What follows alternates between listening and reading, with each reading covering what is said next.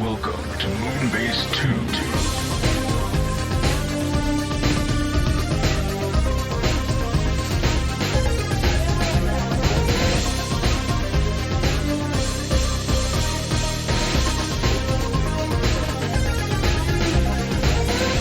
Hello, everybody, and welcome to the Moonbase 2 podcast. My name is Andy, Corporate Commander TFW, and I'm joined this week by the last of the Babylon projects. It is Mikey Babylon 5 V321. How are you doing, Mikey? I blew out my mic. You blew out your... Why did you blow out your mic?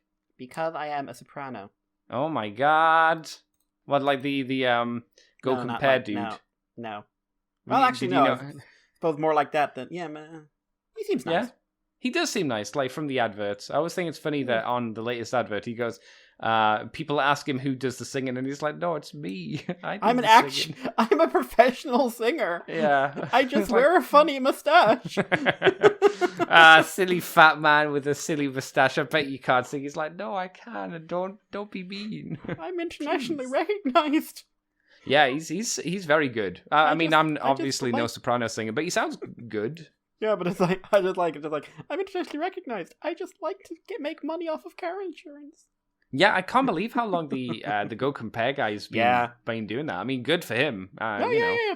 Like, steady business is not something to knock. No, definitely. And I always like it when they have a consistent feel and vibe for a company. Like, I miss the Churchill dog. Oh, yeah! Yeah.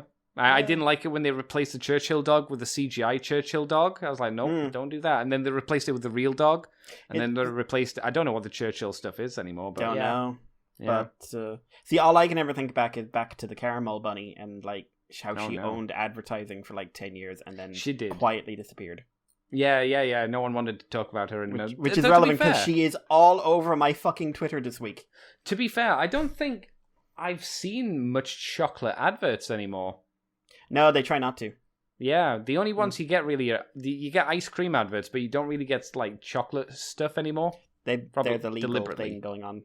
So. Oh, I'm sure. Yeah, don't advertise bad things for people, even though, you know, it's still there. It still exists. But yeah, my feed has been full of the Caramel Bunny this week. Yes, I hear it's due to Lola Bunny and Space Jam Lola 2. Bunny no longer has breasts.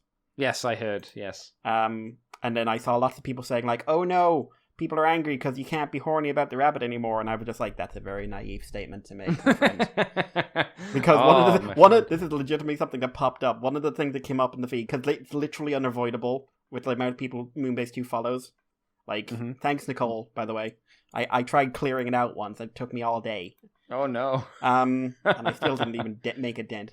But it was just like, someone retweeted a picture just like, Blue Lola Bunny mourning her breasts and turning around slapping her ass and saying, I've still got a thick ass though.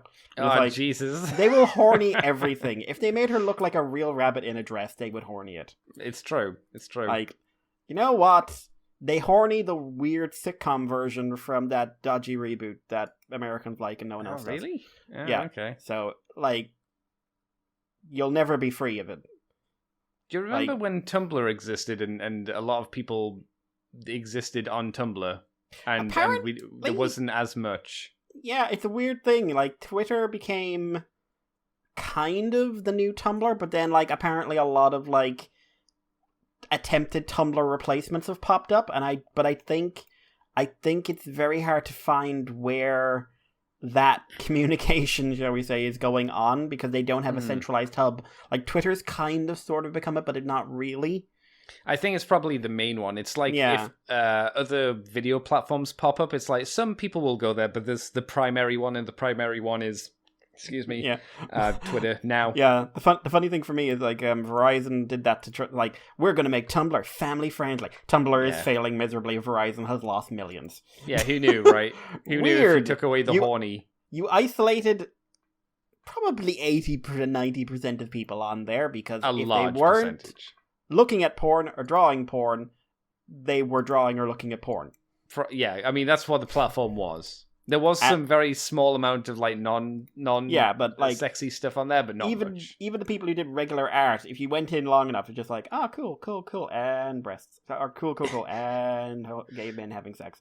Cool, or someone having sex with a tree. Or, they knew where the money was. Yeah, or like views or whatever. or the fandom, because that's Mm-hmm. I mean, you get a lot less horror stories out of Tumblr of just like we've harassed this poor person into trying to kill themselves because they drew something we didn't like, but Mm-hmm. it's still funny to me. Like that everything Verizon touched in the last 5 to 10 years has collided with them. Are you suggesting to me that Verizon's done some really bad management moves? Hey, Machinima. Hey, oh yeah, I wasn't Go even 90. suggesting that, but It's the future. Would go 90. That sounds vaguely familiar, but I can't actually remember it, to be honest. It was the streaming platform the Prime Wars trilogy was originally supposed to be on. Oh fuck, you're right. And like Jeremy Johns had a deal with them, and they were doing kind of the content Rooster Teeth does. Okay. Like death battles and stuff like that, but they were trying to get like famous YouTubers, and no one subscribed, and they lost millions. And then all their assets were sold to Rooster Teeth. Oh no! Which is where you find Prime Wars now. If you want to go watch Prime Wars, it's up there on their streaming service for free if you'd like. I don't think I would. But Are you sure? Because I bet no one's watching it. I bet they would appreciate someone clicking on that video. I'm sure they would, but they'd have to, I'm sorry to say, give me money to do that. I'm not willing to waste my time on Earth watching Prime Wars again. Unless paid money for it. If I'm paid money for it, I'll sell out. But... I don't know. Would you? If someone said we'll kick you in the balls so many times they'll explode, but we'll give you a $5, would you do it? Oh, it'd need to be more than a $5. There's a point. There's a price for everything, Mikey. At the end of the day, there's a price on everything. You just need to gauge where that price is. And eventually you'll get there. But we're not here to talk about ball popping and how much money you'll whore yourself out for, believe it or not. We're here to talk about Transformers, Mikey. Ooh. Excited? Yeah, I suppose. All right, fair enough. There's not a huge amount. There's a little bit less than last week. So we'll crack on through it as Magic Square Toys are showing off the Legend Scale Devastator, and we have some individual images of specifically Mixmaster, and we have a prototype image of... who's the other one? It just says... There's Mixmaster. Oh, Scavenger. Devastator. Is Scavenger there? Yeah, it's on the second link that I sent you for this story. That's not them. Oh, oh my god, you're right. It's a different one. That's a different company. Also doing one. I looked at them and thought they were the exact same ones. Oh my god. Yeah, so did I until you sent me these and I realized it was actually two different names. Oh my god, I didn't even realize. Okay, well, I'll talk about both of them. We'll talk about Magic Square Toys first. Wow. What a time to bring them out at exactly the same time. Right, so Magic Square have shown their Devastator and they've shown their Mixmaster, but that's it. So we may as well talk about that one first. This figure was teased a while back in 2019. I don't remember this. No, I don't remember it at all. I'll take their word for it, but I mean, that was a while ago. Okay. They're doing a Devastator. And like I say, they've just kind of shown off the Mixmaster. We see Mixmaster, he's unpainted, but in the correct color plastic. We see him in foot mode, dump truck mode, or Mixmaster mode, and then his robot mode. So what do you think of how this one looks, at least, Mr. Mikey? Because this one, for at least Mixmaster, has little toes, which is different, and I don't like that. Little tootsies. Mixmaster looks okay. Yes. It's a bit weird that he has a drum, but you can remove it and he'll have a second drum. I think that's just to facilitate, like... squishing it up. There's a drum for the robot mode, and then there's a drum for the leg mode. But he's got the drum for the leg mode on his back in the robot mode pictures. But then they take it off, and it's smaller, but it's also green. Oh, I see what you're saying. Yeah, I think there's the one that you can have for a full transformation, and then I guess there's a one for a cleaner, smaller look. It's weird. So it gives you a bit of options. I suppose. It's one of those options I wouldn't ever really engage with, but sure. Perhaps not, yeah. I like really good ankle tilt in that, to be completely honest. Yeah. I'd be curious to see what the engineering, how it will turn out. He looks decent. He looks fairly posable. He's got a really deep knee. Mm-hmm. Looks like he's got all the basics, and it looks like he doesn't have double jointed elbows, but he's got that like very deep single hinge, which does open up the back of the arm a bit, but when you have a really deep hinge, you can hide that. Yes, yeah. So yeah, I'm curious. I think he turned out fairly well. His little toe is a little...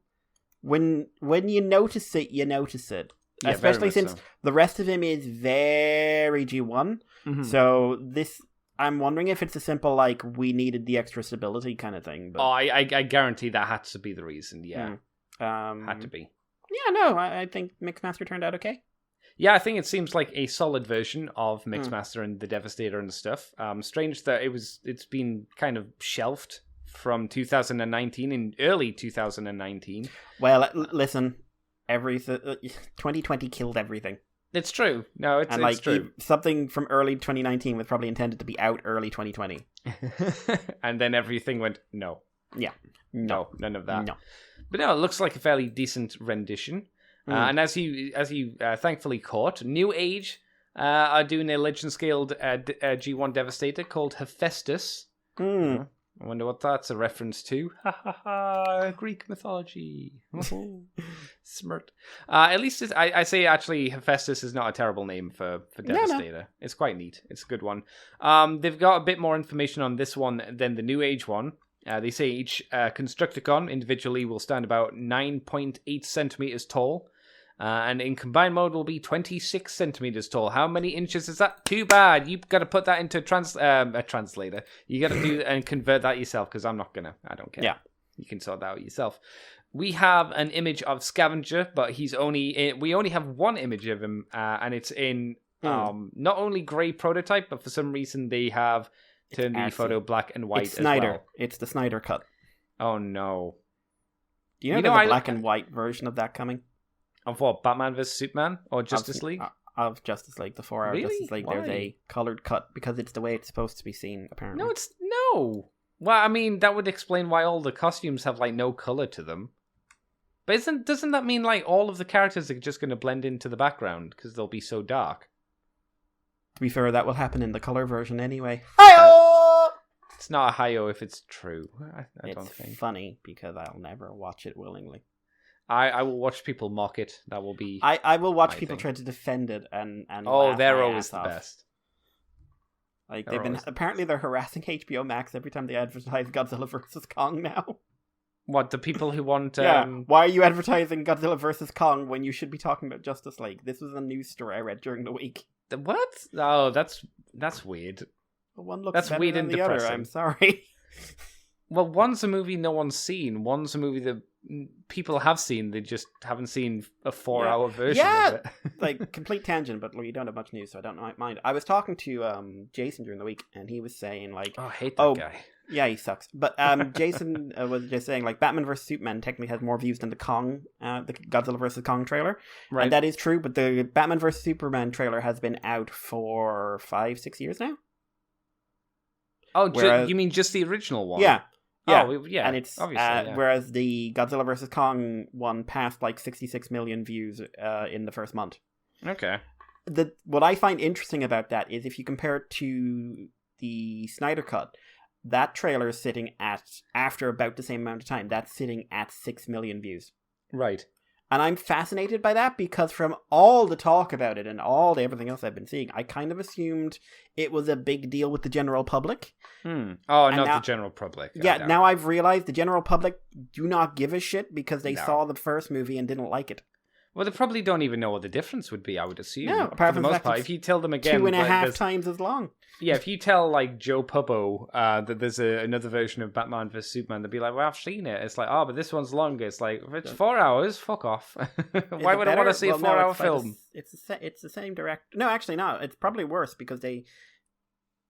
they took out the bits that were brought in when they saw the original draft and hated it and put it back in all the bits from the original draft. Which apparently Warner Brothers still hates. Well, it's what the people want. But the people... No, apparently they don't. Well, some people want it. Some people, yeah. But turn out to be a very small amount of people to be spending that much money on. I still think it's nice that Zack was able to get the movie that he wanted to do. I appreciate that.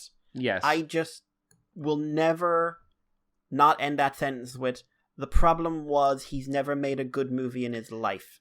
Yeah, that's fair. But I think you got to look at the action rather than anything else. Oh, Because yeah, this is the same idea that saved the Sonic movie, and I'll definitely say saved the Sonic movie. Yes, if we could have this kind of mentality from more movies that you are fucking up. Basically, if we could have the executives back the fuck off from films and let people make the movie they want, it's just in this case, it's still going to be a Zack Snyder movie, which he doesn't make good of. No. Well, no. Unlikely. 4 hours long. Yeah. Longer than Lord of the Rings Return of the King. It's longer than Lord of the Rings Extended Return Cut. of the King is good. Yes. Really good. It's got flaws. Not perfect. Oh, no, it's not perfect. It's got issues, but it's still a very, very good film. The flaws it has are the same one the books have, which is just like, hey, Frodo, yeah, great. Can we go back to everyone else? That's what I remember. I read the book and I was just like, yeah, great. I don't want to read the second part. It's about Frodo. No, I get it. Yeah. He's a bit depressed. Yeah, I think like the most interesting thing about the Frodo edge is more so Sam than anything else. Like if you look from Sam's perspective, Frodo's an awful friend. This is the abusive boyfriend that you're making excuses for. But then you've got all the good stuff with Aragorn, and that all that stuff's amazing. I do like the really hard journey that Frodo goes through. Oh yeah, it's a rough journey, and that's good in a sense. But I would totally agree that it's not the best bit. Yeah, yeah. And and do you remember back in the day when people complained about how many endings there were? And it's like, well, technically, there's a decent reason why there's like 4 or 5 endings, because there's like there's 4 or 5 stories. Yeah, you gotta have that many endings to close it all up. But something will happen. Batman vs Superman is coming. I'm looking forward to people mocking it, because that'll be my amusement for it. So, Mikey, anything else on this Devastator? Because it's really. Like it's another one. It's not exactly the same. There are design differences. Yeah. Like the chest is a bit different, the head's a little different, yet it still has the Mixmaster toe. Yeah. There's a reason why I thought they were the exact same thing. Yeah. But like the barrel on Mixmaster is different. Yeah. They're like every detail is different and not the same, but then they both went for the same design feature of the toe. That's the thing. It's and it's not like they're radically different design. They share a G1 somewhat cartoon aesthetic. Basically, but not fully. What episode were you looking at? That could be a way to describe it, I suppose. Yeah, I would aim for that. Mikey, do you want to take us on to the next bit of news? Sure. Quick one. This XM Studios have a teaser of a G1 Hot Rod statue. So previously they've done stuff like Optimus, Soundwave, Grimlock, blah, blah, blah, blah, blah. This is just a shot of a car mode. Somewhat stylized, looks weirdly like something which I can't put my finger on. What, you mean like a car or something? Yeah. Oh, something. okay. Some anime thing. But, yeah, so it's a stylized shot of Hot Rod's car mode. There's very little to add to it. It's just a teaser image. This is going to be expensive when it comes out, and presumably there will be a robot to go along with this. So yeah, cool. We also have a quick thing here from Shockwave Labs. They have 2 new upgrade kits coming for the core class Optimus Prime, which is the little Optimus Prime. So they're giving him Hanhax. Which is Wii, and one for the leader, and it also has a honeycomb feature, which I find really distracting. Why is that? I don't know. Is it meant to make him all digital looking? They also have a light up effect part for Beast Wars Kingdom Megatron, which basically give him a glow in the dark laser blast and an energon crystal. Yeah.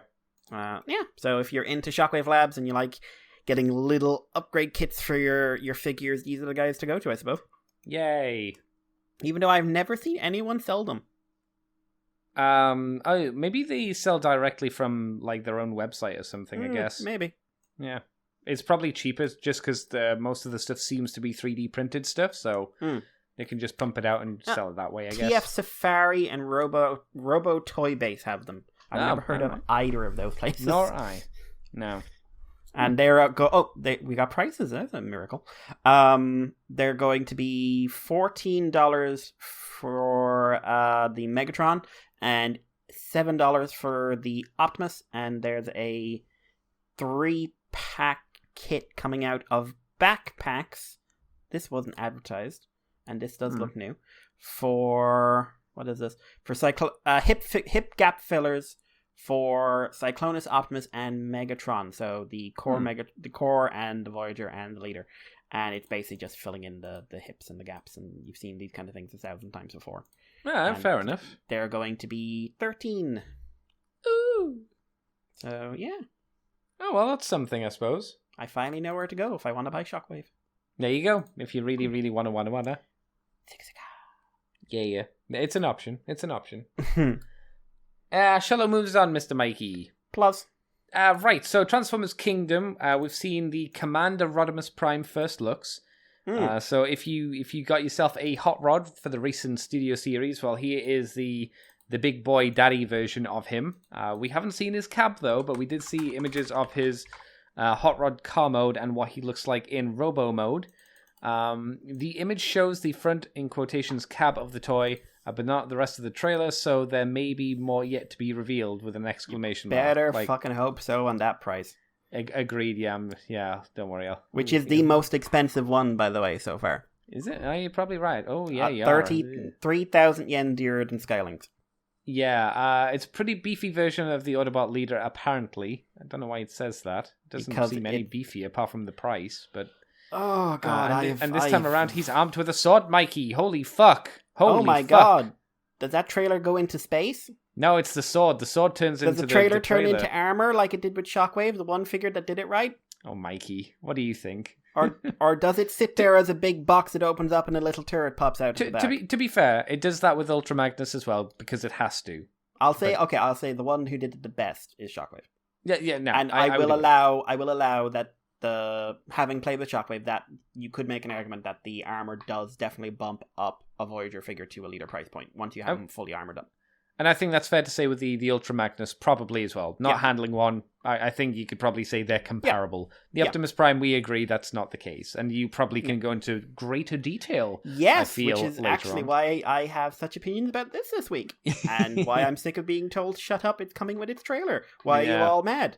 That's the fucking problem. You did hint at its price, and the price in yen is 13,000 yen, which is apparently approximately, give or take, depending on the day, because things change. Yes. $121. So that is a fairly meaty price. For reference, Skylinks is currently up on Amazon Japan for 10,000 yen. Yes, so remember, this isn't Leader, this is Commander, which is Commander. Like you say, this is the Skylinks Sky what's his name? Skyfire kind of equivalent price point. So, I mean, I don't think it's unfair to say there are a lot of concerns about this figure. I think that's fair. Yeah. When this was originally announced, I was kind of hoping we'd see like an integrated transformation or an armor up gimmick or something like that. I have a horrible feeling that this is a leader scale figure, if you're lucky, with a trailer. Now, maybe that trailer will do a buttload of stuff that really bumps up the price. But having now handled a figure that does have an inflated price because of a large accessory like a trailer, and having come to my conclusion about whether that value for money, this is an element of the toy you will interact with the least. You will stick it and please don't tell me you won't do this, because 99% of you do not have the space. You will look at it, you will stick it in a box, you will stick it in your wardrobe, and you will not think about it. I'd say a high percentage of people will do that. And I'm not having a go or anything like that. No. But so are you getting a $50 to $60 figure bumped up by an accessory that, based on previous experience, opens up and sticks up a rod that doubles the price? At the highest price point that's probably going to be continuing into the future. Yeah, because it sounds like Titan's being retired. So I think I guess it has to be retired because they've done them all, basically. But from what I heard a rumor during the week that Titan's being retired, or Commander's going to be like 2 Commander figures a year to make up the difference. Oh, okay. There's also a rumor that after this line, they're going to go into another referential generation style line with lots of different iterations of characters and stuff. What does that mean exactly? Does means that I don't mean trust we'll be doing more G1 stuff? I don't know. I don't trust anyone, but I am very negative on this. From what you said there, what do you think that means? I mean, you said you don't trust it, but what? No, like when you say that, what do you think? Referential generations. I think like 2010. I think Classics 2.0. I think stuff that did more than just the same 5 guys. Okay, so you think it'll be G1, but it'll be stylized G1? Maybe, or it could be like more referential because the Armada's anniversary is coming up. Okay. Like I could see make a new Hot Shot might be in the works. Maybe I'm fucking dreaming. I know I am, but it would explain how we might be getting what's his name Sideways. Oh, do you think that might be the reason we haven't had that Armada Optimus Prime for ages? Because it may be saving it for maybe that future line potentially. Who knows? Yeah, bit of a long shot, obviously. I'm really like that price. This is the most expensive one, so that trailer better do something that's very complicated and interactive, and is something you can put on your shelf with your toy. I think it's unlikely though, right? For me, I think it's very unlikely because the last 2 things you did with a trailer were the single most overpriced bad values for money you've ever done. And I have checked out, I've talked to reviewers, I've done my own stuff, I've now had a chance to interact with one of the figures, and I'm just like, under no circumstances should you ever pay full price for something like, say, Masterpiece Optimus Prime. Because that trailer, which one? The new one. To be fair, like, no, you know what? Pay it for the old one, because the old one full price was like, what, 100, 150? You mean 10? Yeah. Okay. Because I used to see it in shops for that. Yeah. Like, probably a bit more expensive now, because you got, but get a KO or something. But, would it be more expensive? Because that mold got reused so many times. Yeah, but there's going to be, like, more limited stock. Blah, blah, blah, blah. Yeah. But MP44 is not worth $450. It is an artificially inflated gimmick of a toy that can break on you because a Masterpiece is self-destructing. Well, it is now. At least the designs seem to be, which we've talked about before, and I think a lot of reviews have or should have at least mentioned that a lot of the Masterpiece toys now are, like you say, self-destructive in a lot of ways, which is a shame. If you want to get that mold, they did a Nemesis without a trailer that is an exclusive and is still cheaper. You don't get a trailer, Mikey. Oh no. Yeah. Where will I put my shelf space? Yeah. So I'm really concerned that this is going to come out like I am genuinely trying not to prejudge what it could come with a ton of fucking accessories, because the Voyager Hot Rod comes with loads of stuff. I think probably fills out the package at least somewhat. When you say Hot Rod, you mean the Studio Series one? Yeah.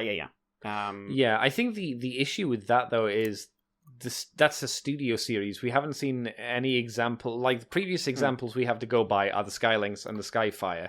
Yeah. And the Skylynx, from what I remember, is just a bog standard, just G1, but with more joints, right? I don't think they did anything special with that. It didn't do anything special, but it's heavily engineered, and it does, I think, just because, especially when you work in stuff like size as well, because it's fucking huge. Okay. I think it You does. think that's justified? I don't think it justifies $121, but like if you buy it here, you're getting it for $80, $85, $90, that kind of range. Okay. I think that's fine. Same with Jetfire. He came out about the same price.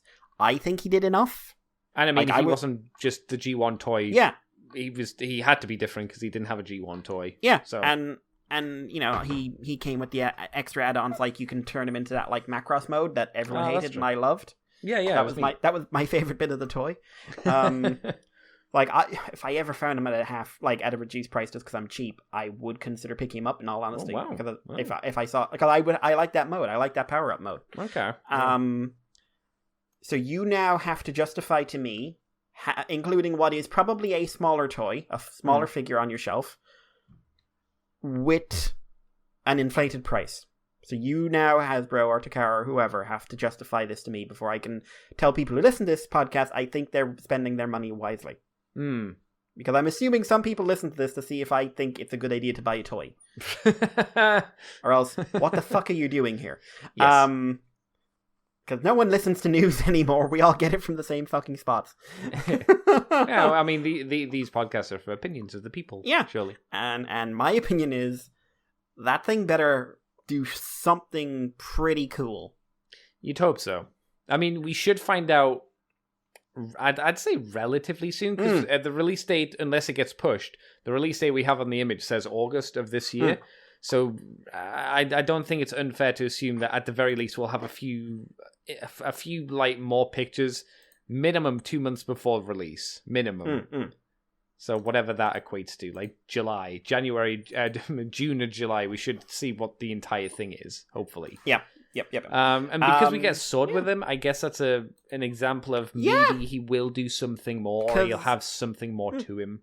Yeah, because that's not, I don't think I know of any Hot Rod or Rodimus that's had that weapon. I don't think so either. So, yeah, cool. Like, seriously, if he comes with a bunch of accessories and a ton of fun parts and they build the figure and they make it more enjoyable, I am totally okay with a reasonable price. If he comes with 13,000 yen worth of stuff, yes, cool. And, like, it's good stuff and it's not a box on wheels. Yeah, it just needs to justify its price at the end of the day. Sure. Well, Mr. Mikey, what can you tell us about Cyberverse then? It is getting cancelled to be replaced by a Nickelodeon show, and what would go wrong with that? No, Rugrats started up this week. Did you watch it? I watched some clips, and I can't comment on the writing. I didn't see enough of it. The voice acting is excellent. I think they got back all of the available cast. Oh, that's cool. Is it still scary? Yes, the animation is terrifying because they just took the old designs and 3D'd them. Yeah, we talked about that last week as well. It's very unnerving. Yeah. And Angelica's terrifying. Anyway, but Cyberverse, we have Walmart listings for season 4 toy listings. So the first one we have is Dynabot Squad. This is a 3-pack, which is coming in at $32. My money would be on everyone but Snarl because no one loves Snarl. Yeah, it'll probably be Grimlock's Snarl and not Snarl, Slag and Sludge. Swoop, right? Or well, no, it's a 3-pack. Yeah. So I'd say Sludge, maybe. But then we have I don't think they do Sludge. Depends, like, we don't know if they're going for, like, a reduced character count or the same one. Yeah, I suppose it's like, is it a downscaled Grimlock? Because I think they'll probably put, if they don't put him in the pack, then yeah, they'll put in Sludge. Otherwise, they'll just be a downgraded Grimlock toy. Next up, we have Ultimate Class Season 4 Volcanicus and Hot Rod. These are going to be coming in at $52.39. Volcanicus makes sense to me, obviously. It's going to be a combiner. Presumably all 5 Dinobots in some way, shape, or form. Hot Rod is an interesting one. He's never had an Ultimate Class figure, but I suppose, yeah, he was big enough in Season 3 to probably warrant one now. Okay. Ultra Class Sludge, there he is. Hey. And Ramjet, both at $35.28. Hopefully Ramjet is a new design because he's quite different in the show to the Starscream or the other Seekers. Oh, interesting. Yeah, the cone head. Basically, there's 3 Seeker designs, and they're all pretty independent of each other. So a roll and combine assortment. This is probably going to be one of those like bang it into each other and gimmick things. $24.88, and something unusual here as well. Dynabot Optimus Prime. So presumably either in show or just in the marketing, Optimus is going to have I'm going to bet a T-Rex mode. Yeah, kind of like the Rescue Bots one from years ago. Yeah, and that's going to come in at $48, and there's also going to be Dinobot Defenders and Dinobot Strikers, which are catering to the preschool category with simple transformations. $15 and $6 respectively. Ooh. Any thoughts on this rush of Dino robots? I mean, they're not the deluxe ones, are they? No, there is still only the one deluxe listed. And so kind of a shrug to that. Yeah. I'm sure. Still need to pick up an RC from that line. Yeah. How many are you missing? I can't remember. You're not going I've only all got the one. on I've you. only got the one because I I live in the middle of nowhere, and like buying them requires finding people selling them cheap. Yes, and because Smiths don't sell them either, do they? No, they don't. They did, but now they're not selling any more of them. I think they sold the first wave for like a week. Yeah, and by the first wave, it was just like Shockwave, Megatron, Optimus Prime, and Bumblebee, and then nothing after that. Yeah, like they didn't pick up Soundwave or Prowl or anyone like that. So no, I still no Windblade. But I'd be more. I like RC's probably the one I'd really want from that line at the moment. But yeah, no, I hope this is cool. I listen. These are prices. I don't know anything about it. I'm just glad we've got more Cyberverse content, to be honest. Sure. Well, it's something at least until it feels like we're in the Transformers drought. Yeah, not at least we got something to hold us over until Kingdom. Yeah. For whatever that means. Yeah, we'll see. It might not be bad. I love how people are getting real mad about the idea it won't be David K.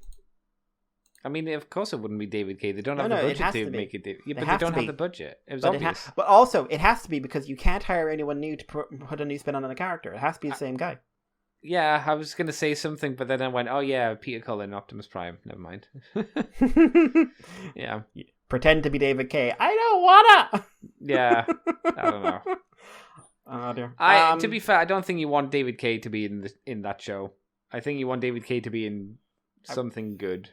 Assuming, making the assumption, of course, that it won't be good. I mean, which I think is fair.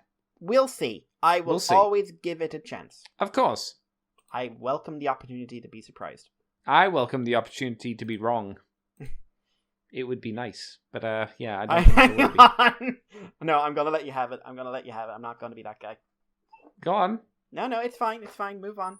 Oh, okay. Move on with your life. You don't need this. Right, well, this was something that you brought to my attention. It was the Transformers War for Cybertron Siege on Netflix, achieving the best FX for TV and media, and it was nominated. The Annie Awards. Oh, yeah, it was a nominee, yeah. Sorry. When did he actually on? I don't know. Jury Awards. Friday the 16th of April. Oh, okay, cool. Pacific, 7 p.m. Pacific. In the United States. Yeah, it'll be in that category. See if it can win an Annie Award, which I'd never heard of. It's the 48, apparently. What's that? The 48 one. Yeah, oh really? Oh yeah, 48th annual one. Basically, It's the animation Oscars, which is probably worrisome enough. Yeah, I really don't like the look of their like trophy either. No, it's a lamp. Isn't it meant to be one of those things where you spin it round and it has a picture on the inside? Is it? And it looks like it's moving. I literally just thought it was a lamp. I might be giving it too much credit because it's an animation award or something. Did they chrome a lamp? Did it just go down to a warehouse, chrome a lamp? It went down to IKEA. Boom. I've got to hope it's one of those little... I don't know what they're called. You've got the picture on the inside, you spin around, and it looks like... as it flickers around, the actual image on the inside's moving. If it's not that, then... And it's just a lamp, that's stupid. It's dumb. Any thoughts on this, Mikey? Because I remember you briefly telling me a little about what the other nominees were, and I was like, ooh. Yeah, I would say I don't know how to feel about this, because having seen Siege... Yes. Would I go out of my way and say it's deserving of an award for its animation? No, it's animated. It is animated. And it got advertising, and if these are the animation Oscars, they're more about what people were talking about, or what it looks better to give the award to than what deserves an award. Didn't the Turtles show come out around the same time? Is that too late? No, it was running at the same time, so it should be able to go up for an award. I would definitely say, even though you and I have both said multiple times we didn't enjoy the story for that, the animation for that show was very, very good. Yeah. Well, like, to be fair, though, it is the best FX for TV media. It's not necessarily animation. That's true. That is true. So it's just special effects. How does that correlate to a CG show, though? Because is it all FX then? I was going to say, like, it doesn't really, like, so many, like, this is very much a list of CG and 2D animations in everything. So, like, Primal is sharing spots with 3D animation in some parts, so... Weird. It's weird. Best TV media. Close enough. Genndy Tartakovsky's Primal, Harley Quinn, Rick and Morty, Midnight Gospel. So there's one good show there. Well, I don't know what Midnight I Gospel will put is, to be fair. money. I will put fucking money down. Harley Quinn will win. What was the other one? It was Harley Quinn, and then you said what? Rick and Morty. Oh, I could see Rick and Morty winning. Yeah. Midnight Gospel and Close Enough. I've never heard of those. I don't know what that is. Logan's Run. What? What year is this? Episode Logan's Run. Oh, Logan's Runned. Oh, it's a Cartoon Network. Oh God, it's a terrible looking show. Oh, it's not. It's not actually Logan's Run then from like the 70s. Midnight Gospel is a Rick and Morty style Netflix animated series. Oh my god. So, but basically, Transformers War for Cybertron trilogy is up against Fast and Furious Spy Racers. What is what? There's a Fast and Furious show called Spy Racers by DreamWorks. Is there? Oh, I suppose that could, like, the Fast and Furious setting and premise would work well as a cartoon series. Yes. The animation looks exactly what you'd think it would. Okay. Like, exactly. However you picture the animation for this, like, believe me, you're right. Hang on. The problem is I'm imagining it in the style of Rick and not Rick and Morty. Sorry, I'm imagining it in the style of like let me go, Steven 3D. Universe and the new Aquaman show. It's 3D. It's 3D. Oh, it's 3D. Okay, thank God it won't look like that show then. But now you know how it looks. Yeah. Then does it look like Camp Cretaceous? You know what? It does. Oh no. Which is the next one, actually. Which is weird because Camp Cretaceous is a weird one because the human animation is quite generic, but the dinosaur animation is where all the money for that show went in terms of visuals. I suppose if you're going to put money into a show about dinosaurs, you probably put it in the dinosaurs. Yeah, so I don't fair. know. I don't know if, like... Okay, dinosaur animation is really high quality, so maybe that's what they're putting in. Okay. Lamp Life, which is a Toy Story prequel short film. Okay. I don't think that counts as TV. No. Tales of Arcadia Wizards. I've been meaning to watch Tales of Arcadia for years, and I never have. It's some. I think. Guillermo del Toro is involved in it. Oh, okay. Like it's a trilogy of like 3 loosely connected stories, and it looks like you think it would because it's 3D, but Del Toro's involved, which makes me blink. Is it not like a nightmare, like a horrible, horrible, dark, evil nightmare which scares children? Then if Del Toro, I mean, looking like, at involved. the poster, it is a bit angular, and there's a lot of dark. Yeah, I was gonna say. And Siege. It's. I've seen some of these, and I can't really I don't think they would necessarily. I like Camp Cretaceous for its writing. I wouldn't necessarily say I'd give it an award for its animation or effects. Okay. Yeah. Rest of just going through other things like Mandalorian's getting character animation for live action, so I suppose that makes sense. But yeah. Good luck, I suppose. Good luck, I suppose, he says. All right, well. Yeah. Andy, take us on to the last bit of news. All right, last bit of news. Actually, no, I covered the awards, didn't I? You did take us on to last bit of news. So TFNation big broadcast of 2021 has been announced. This is, well, to say it's not necessarily that the big broadcast has been announced, it's that TFNation has been announced to be cancelled. Yes. So they've confirmed that the 2021 Transformers TFNation convention has been cancelled because of the unlikelihood that it's necessarily safe to travel in the UK in August, as my dog is sneezing behind me. But people who rolled their tickets over to 2021 will be offered a refund. They will walk you through the refund process on 20th of March 2021 to see if it applies to you. Anyone who doesn't request a refund will have their ticket rolled over to 2022. Oh my god. So that'll be the second time they'll have their ticket rolled over, technically, right? I'll be honest, I don't like this be here on one day and we'll tell you how you can make sure if you get a refund, otherwise, whoops-a-doodle. Yeah, there must be more than just one day, right? It seems like a lot to ask for however many people have tickets, because it sounds like that's a good way to crash the system. Yeah, hopefully there's there's just a cut-off date, like a month down the line or something like that. General thanks. They will be doing the big broadcast again. For anyone who doesn't know, the big broadcast was just TFN's online convention. They got a bunch of previous guests and some new guests in, and they did some calls over on Twitch. And I think there were some quizzes and some prizes as well. Wasn't really my kind of thing. Because like there's no news, there's no interaction, there's no social element. It's just like, do you want to see these people be interviewed or something like that? Yeah. So yeah, any thoughts on this, Andy? No, I think it's wise that it's not on again this year, since it's very up and down still in the UK. We've been in and out of lockdown 4 times now. We're coming out of it again within the next few weeks.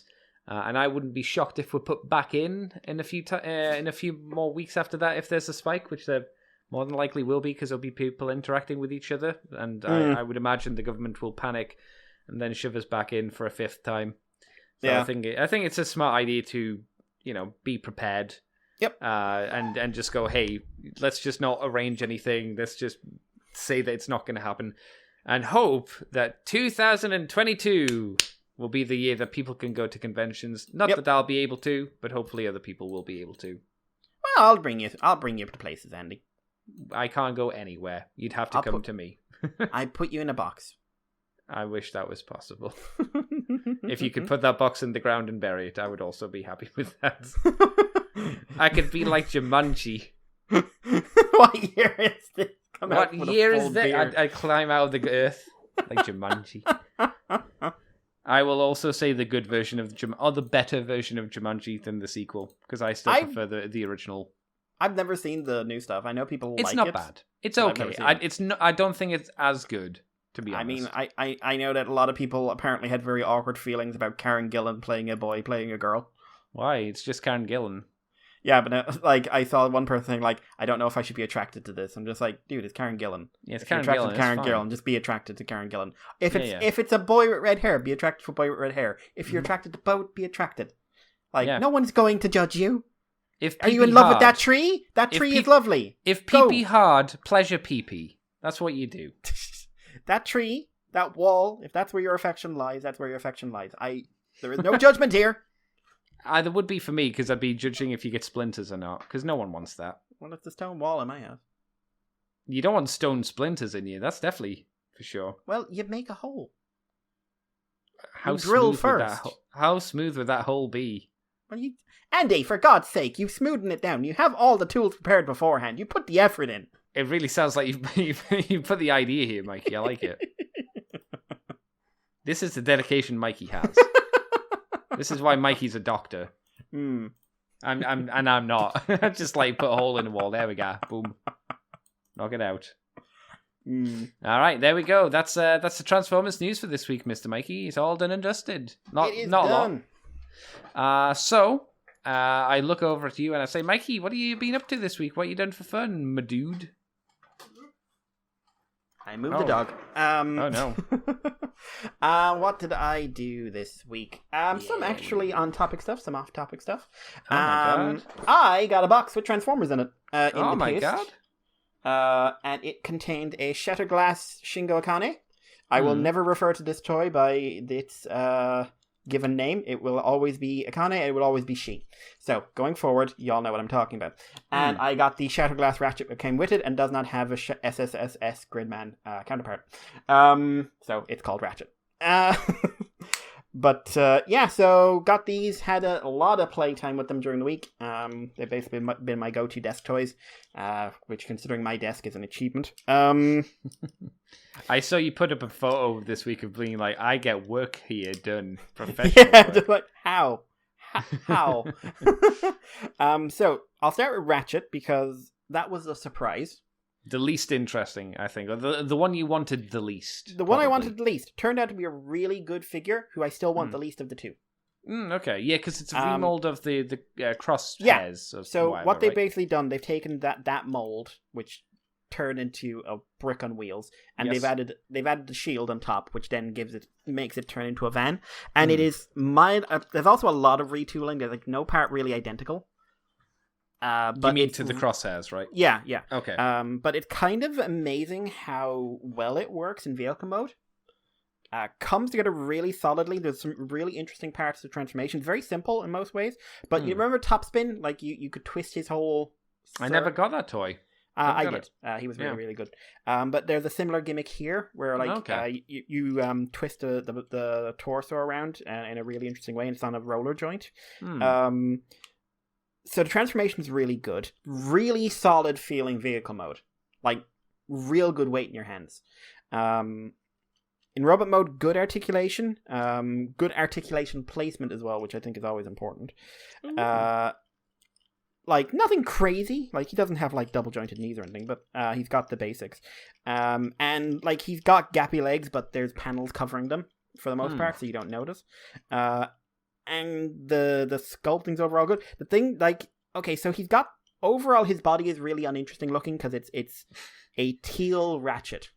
Okay. It is a ratchet with teal. But the purple on the head crest and the red eyes are fantastic. The face is gorgeous, and he's got really dark gray for his actual face. So if he had more interesting things going on than just the teal, I think he'd look really, really good. There's also a slight problem that because of how he transforms, his chest is really empty, which you can really see because you're looking at through the windscreen, and it's clear. I really feel an opaque windscreen might have been wiser. Yeah, I think that's been an issue with quite a few of this era's Transformers, isn't it? There's so much on the inside, and if you just made those panels not clear, it would have made it look a bit cleaner, right? Yeah. The shield is quite fun. It doesn't really go in 100% well into any of the slots because it doesn't really look amazing in any of the slots. All right. But like that's if you want it as a shield. It kind of works as a big knife. And it also like has a flip or a slide out gun assembly, so you can like flip it over and it's suddenly got a cannon, and you can mount his own little like G1 style gun. You can also pretend it transforms into a battle platform, which means you fold out some panels that are for something else. It doesn't work, shall we say. But overall, I am really surprised by how good this guy turned out. Like, genuinely really surprised. I would honestly say if you can pick up this mold somehow, whether it's only 2 packs, I think. And I would say get this one over the Siege version. But like, it's a Prowl 2-pack, and then there's a Ratchet 2-pack, the 2 Ratchet 2-packs, I think. Yeah, the other Ratchet came with the Paradron Medic, if I remember. Yeah, but I would try and pick up this mold somehow because like, I was really surprised by how much I liked it. The other one, of course, is Akane herself. She is currently living next to my Nendroid and that weird little chibi thing I found. Oh, yes. She is excellent. She is a very, very good figure. Solid articulation, very good articulation for the size. Paint job is excellent. Like the details and like the tampoing on the windscreen to show the cracks are really good. I can actually feel it under my fingers. Oh, okay. Which is really that nice. a good thing? I don't know if that's a good thing. I mean, think- it would I like feel it to be- nice. Yeah, I like it, and I'm not like playing with her tits that much. So Why not, Mikey? opening chest with a matrix, and the matrix is painted. Okay. Like everything that can be painted on this is. Let's see. Good articulation, I already said. The weakest part of it, the head sculpt's amazing. The head sculpt is really good, and in these colors is so beautiful. Like with the red eyes and the turquoise and everything else, and like just a little bit of yellow in the center, like lovely. Visually, the only complaint I'd have is that the Autobot symbol's on the wrong arm. You know what it sounds like? It sounds like what you're saying, Mikey, is this toy would be much better if it came with a trailer. We're getting to that. Shush. Weakest part of it in robot mode is the gun. Right. The gun, the plastic feels kind of cheap, and when I got it out of the box, it was actually it was on one of those joints that came apart, and it looked like they were on stress marks there. So it does fold up, but I generally just like either she's holding it or it's put to the side. Hang on, you said it looked like they were stress marks. Were they actually stress marks? Or It's were they difficult not to tell because I put it together as quickly as I could, and I haven't really okay. fiddled with them. But the plastic feels a lot cheaper than everything else in the box. Transformation is interesting. The lower legs are pretty simple. It's really the upper body where some crazy stuff happens. Like essentially you lift up the chest and accordion out a truck. And like there's so many folding panels and stuff. I've never quite seen a transformation like this certainly for this character. And definitely like it's a lot to do to have a most like there's very little actually like kibble in either mode, and both modes are pretty clean. Like I'm pretty impressed by the figure. I got this set for £45 plus shipping. That's I think not it's bad price, really. I think That's it's all right. really worth it because I'd say Akane, she's worth. I would honestly say 35, very reasonable price for her. I would stretch to 40. Is this because of like what you'd expect to pay for a slightly increased premium Voyager figure? Like Voyager would be like 30. 35, this is definitely better than a normal Voyager. Okay. And I would stretch for 40 because I think like if you can get this figure for 40 and you're into engineering, it's worth it. If you're into this character, it's definitely worth it. I would say this is probably the best version of this character ever done. Because there's been the Masterpiece and the Flame Toys one. And I love the Flame Toys one. I love it to death, but if you want a transforming figure, this is better than the Masterpiece. It's certainly better value for money at the Masterpiece at this price. And like which means like it's 35-40 for Akane, which means you're paying between £5 and £10 for Ratchet. And I think Ratchet, and either you can sell Ratchet and get some money back, or you can hang on to him and really appreciate it. Well, you and I both discussed this. You say you can sell a Ratchet, but I think it's not going to be super easy to sell a Ratchet because I would assume, I am making the assumption here, I would assume that most people are buying the set for the Optimus Prime, but I could be wrong there. Who? I don't know who, but people. No, who they're buying it for who? Oh, well, theoretically, they're like most people will see this character you call Akane as an entirely different character, believe it or not. But it's Akane. I know, yeah, but believe it or not, Akane is a reference to a different character, and that's how people would prefer to see Akane. They prefer to see her as this obscure Optimus Prime Shattered Glass character. That's very strange. I know, I don't judge people. I mean, I do, but I do it silently. She's going back into her corner here and that. Let's talk about the elephant in the room. I now have experience of this figure. Would I pay? So America between $50 and $55 Ireland €65 at a pop. At a pop. What do you mean by at a pop? Sometimes it might drop down to 60. Oh, if you're lucky. If you're lucky, which translates into about $70 to $80. Yeah. And like in England, I believe it's £50 to £55. I think it's probably I think that's fair to say. I think it's something around there. And I have seen the trailer, and I've seen what the trailer does and everything else. Under no circumstances should you ever pay that much for this figure. Highly recommended from Mikey. You heard it here first. This figure is excellent. Yes. There are now ways and means of getting this figure without... I think there's a Nemesis version. There's the Netflix version, which is about $40 because of the extra add-on stuff it comes with. Is the Nemesis version a Japanese exclusive? I can't remember. Maybe. I don't remember. It might be. Because I know there's a Nemesis as well, but it's like got the trailer and it comes with Siege or something like that. It's very confusing. Yeah, something. But like, so there's at least the Netflix version with the axes and the little mini figures, which costs between 40 and 45. It would be a stretch just for the core figure, but if you're into the little fellas as well, that does fill out the price, it has to be said. Not for me personally, but it does fill out the price. Okay. For the trailer, given what the trailer does, how it interacts, the fact it doesn't come with a roller, the fact it doesn't really do anything. Absolutely not. Absolutely not. You are being fucking ripped off. And I cannot emphasize enough how much you should not pay that much for this toy, no matter how cool it is, and it is a very good toy. It's a very good toy. I even with my G1 and everything else, this is a very good toy that is worth handling at the very least. And if you pay that much for that trailer, you're a crazy person. Yeah, and it's good, but not that good. Nothing's that good. Yeah. Like, you meet the most beautiful individual in life, the most beautiful man, the most beautiful woman, the most attractive person you ever met in their life, and you can say like, I'll give you 100 euros and I will be yours forever, or you can pay 200 and I come with a trailer.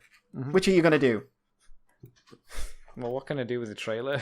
Yeah. You know what? The trailer's going to sit outside. You're going to put that person on a shelf and dust them off occasionally. Oh my god! Or you're going to store them in the trailer. Actually, in that context, I suppose it's worth a bit more. Yeah, exactly. You could put them in the trailer. Your husband lives in the trailer. He doesn't come out. No. Shame it's not insulated, but they'll learn. Listen, Neil. But oh my god, dog, you have come in and out so much in the last 5 minutes. I love you. I don't love you. I love you. Go away. Don't touch me. I'm not giving you treats. Go on, fuck off. She's looking back like, oh, my ears are down. Oh no, he's been so cruel. He opened the door and asked me not to jump in his lap. Oh no, how will I survive? Right, so there's that. Apart from that, I've started doing my paintings. Oh my god. Trying to turn the Flame Toys G1 Optimus into something vaguely Nova Prime-esque, because Nova Prime's colors never match anything. Why not Sentinel Prime? I don't like orange. Oh, wow. Okay. And I've never thought any of those orange Optimuses look good. Wow. I think Nova's got way better colors. So it's a learning curve. I've made lots of mistakes. This is going to have paint chipping here and there. This is going to have some areas that aren't painted enough, because it turns out the white paint I'm using, you have to be really careful and only put on very light doses and then leave it to dry, and very light and leave it to dry over and over again. Or else what make are you using? Tamiya. Just because it was the only one I could get hold of. Yeah, I'm not big. Like I say, I'm not a big fan of Tamiya. However you like. They've got plastic paint. Like all their other paints, apart from the white, go on perfectly fine. Mm-hmm. It's just that white. Something about that white is causing me jiff. But so far, I've done the head and I've done one of the arms. And I've top coated them. The hands are currently sitting outside drying from top coating. So I don't know how much I'll get done in the week, but this is going to take me a while, but I'm really enjoying the process. That's good. And I'm kind of like, I could go back now, even at the day or two I've been doing it, I could go back and fix some stuff with like the head that I realize I've done wrong. But I kind of want this guy to be kind of like, this is the raw product of what I started with. Yeah. I want this guy to represent where I started as much as I want him to look like a character I enjoy. Yeah, the benchmark to see how you progress as you keep doing it. Yeah, and like, makes sense. I like having those, like, that's how I get emotionally invested in stuff like that. That like this is not like a perfect rendition of your favorite Gundam because you spent forever on paints and time and everything else. This is your first go. You made lots of mistakes, but this is yours. There is no one like it. So I'm really enjoying that, and it's a fun kit to build as well, which helps. I like some of the articulation. I've been testing the arm out, and just like some bits are already scraping off the paint even with the top coat, but I'm just like, fuck it. It'll look fine in the poses I'll leave it in, because I'm not going to be playing with it that much. Apart from that, I finished Nier again. Finished, and I cried more this time than I did the first time. No. I cried for like 20 minutes straight. No. Like, it's a sad game. Jesus, I didn't expect, like, I've finished this game. I know all the secrets. There's nothing more I know about 2B. I know about 9S. I know about A2. I know about the pods. I know about how the credits work. I know about how the world works. And I was just like... Everybody's there to help you, Mikey. I cried so much. Everybody's there to help you. The music kicks in as well. And you go, I was just like, no. oh God! Oh! And if I lost one, because you lose tons of like accounts and that. And for anyone who doesn't know, the credits work by basically using someone else's save data, and if you get hit, that data gets deleted off the servers. As in, no one else will ever have that person's data assist you in the end of the game. It is removed, deleted. And then the ending is just like, was this just a game? Is there value in this? Do you think someone needs help with this? Just like, yes, this wasn't just a game. I'm emotionally compromised. Yes. Jesus, that ending's so good. It's great. It's a great game. It's like so affecting. Yeah. So affecting. I'm shocked by how, like, I rarely like cry twice when I'm watching something or interacting with something, and I'm a sap. Like this, I cried more doing this. The first time I did, I was really emotionally invested. This time, I just bawled my eyes out. I think it's because this time around you comprehended more about it. It hit you more because you understood even more about it this time around than you did the first time. I paused the game at one point and I spent 10 minutes just talking to myself about the reality of what the Orha androids are. Yes. Or Devola and Popula. Yeah. I was talking about them, and the absolute horror of the... Here's something I never realized that really should have struck me the first time. Devola and Popula are 8,000 years old. Yes, very, very old. And what happened to them, without spoiling, happened to them about 8,000 years ago. Mm-hmm. Oh my god. Yeah. Holy shit. Also, I know that's about the time Nier takes place, and I'm really nervous about Nier. Don't worry about it. Clearly, it don't go well. No. It's fine. There's going to be an ending where everyone's happy, and that's the ending that you can pretend this one goes off of, not the ending where everyone's horribly depressing. You also have the birth of the robot that gives emotions to the other robots. Yeah. Then as well. Yeah. Unless they've changed the story dramatically from the original version. I don't think. From what I understand, they've added to it. They haven't changed it. That's what I would imagine. Yeah. But so the wonders of Prometheus passing fire down, and given the context of this game, presumably it wasn't so much fire being passed down as horrible little children going like, we could integrate that and make it easier for us to do this and be more wild and evolutionary. Mm-hmm. God, it's such a good game. It is. And it's so human and it's so affecting. And I saw someone say I love the fact that even in the game, this is quite a linear game for a Yoko Taro game. I think in its positives. Oh yes. But the thing is, even in that linearity, what exactly happened in that last fight? Yeah, it's really up to you which one you take away from. Yeah, it's up to you which one of those two events you say lead into the true ending, because either one of them can lead in as easily as the next. I lean towards the 9S ending, but if you pick the A2 ending, it's equally as valid. I'm just an optimist, and that's the most optimistic ending that got. Hey Pascal. Hey. I sold the cores.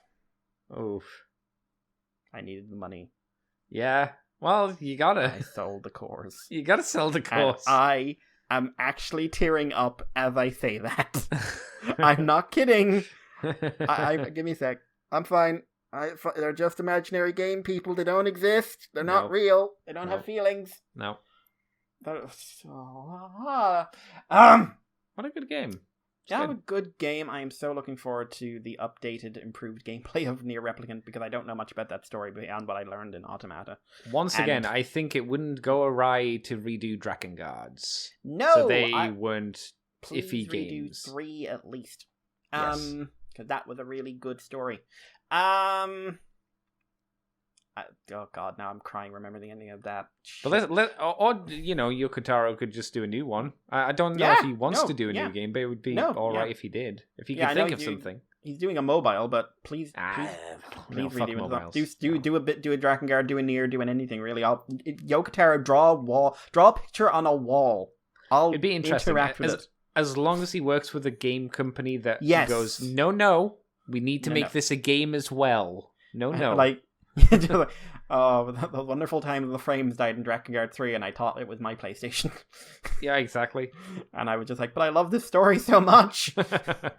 That's something I never realized. There's references to Drakengard 3 in Nier Automata. Yep. Accord's mentioned. I completely missed that the first time around. Yeah, it's crazy. Accord's a big fucking deal.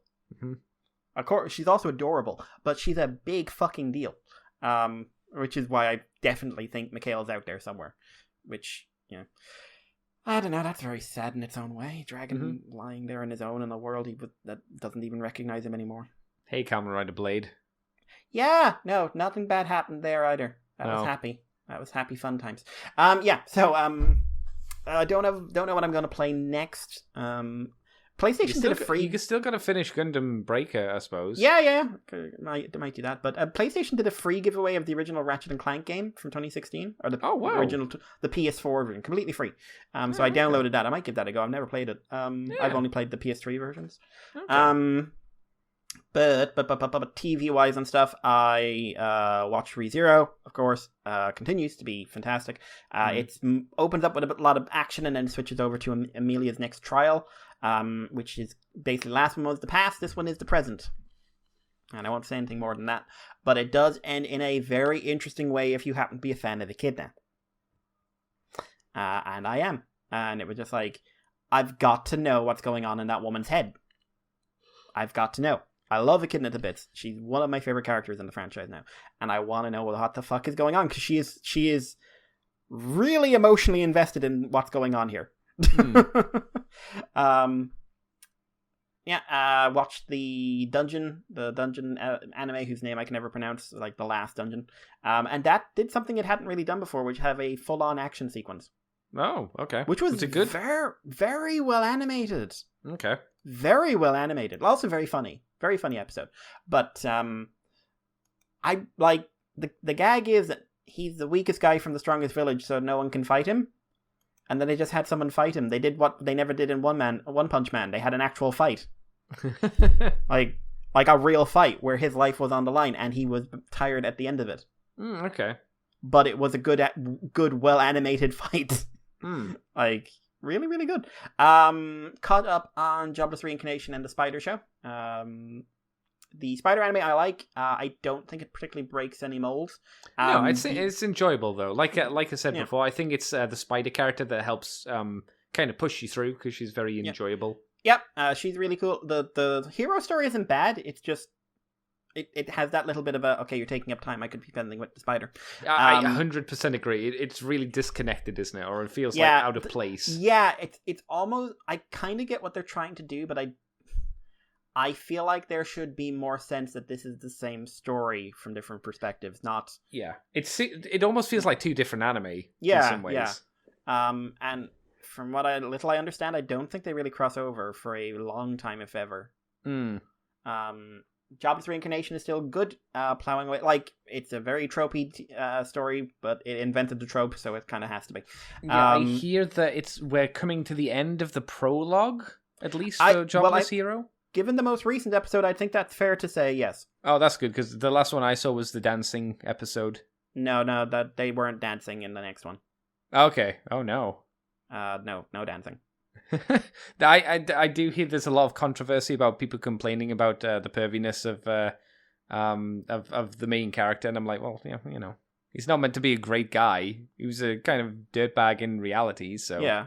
And also, it's an anime. Hello, that too. Different cultural standards, shall we say? Mm-hmm. But I really like the Wolf Girl as a character. She's really fun. They My God, Mikey! I saw this great meme of, you remember in Captain America: Winter Soldier where he grabs onto the helicopter pad and the helicopter. Vaguely. That image was used as a meme for the bit of string holding the Wolf Girl's bikini bit together. It's like the strongest bit of string in all of the realms. Especially when she moves. Yes. It's holding together going, she's a really fun character. I really like she's the stoic, standoffish type, but they play with it a bit. Like she gets in on the whole birthday thing that they do, and she's fun, and I thought she was going to be like this massive hard arse who hates everyone, and she's actually like just kind of a nice person who, listen, I'm going to teach you how to take a punch. Yes. She also has a bit of a fight in the most recent episode, and holy crap. Clearly, they have someone there who is like sitting on this animation budget that they just throw at you when there's a fight scene. Scenery stuff. Like the budget comes out for scenery shit as well. I will compare that to what I've seen of like Ufotable action scenes. Oh yeah, I would agree from the small bits that we've seen. Yeah. And it's a short action scene as well. It's not long, but she's basically running at a guy on all fours and going to go at him with a sword, and they disappear because they're moving so fast. And it's the running she does. Like, the idea of doing like this human running on all fours and making it work visually is pretty fucking impressive. And just there's so much weight to it. It suddenly feels very animalistic. So yeah. Also, I've realized she has the wrong tail. She does have a cat tail, doesn't she? Yes, she is not a cat. No. It's weird. I noticed that as well because I saw like images of her first when she popped up online. And I was like, "Is she a cat?" And then I heard you said she was a wolf, and I was like, "Okay, whatever." But yeah, not the right tail at all. But no, the animation is very good. It's almost to the point where it has no right being this good. Oh yeah, I know. I think the story would still be good if it wasn't as well animated. But the fact that it is given such an animation budget, you go, wow, goddamn, why aren't more animes like this? Curious why, because the studio's new. Are they? No way, really? Well, it's kind of a thing. The studio isn't. It's only done. It did the animation for Karakuri Circus, but that's a really stylized show, so it's really hard to see what that looks like. And they weren't like main or anything; they were an assistant. This is their first one headlining, and it turns out they're a project by another animation studio called White Fox. Now, have you heard of White Fox before?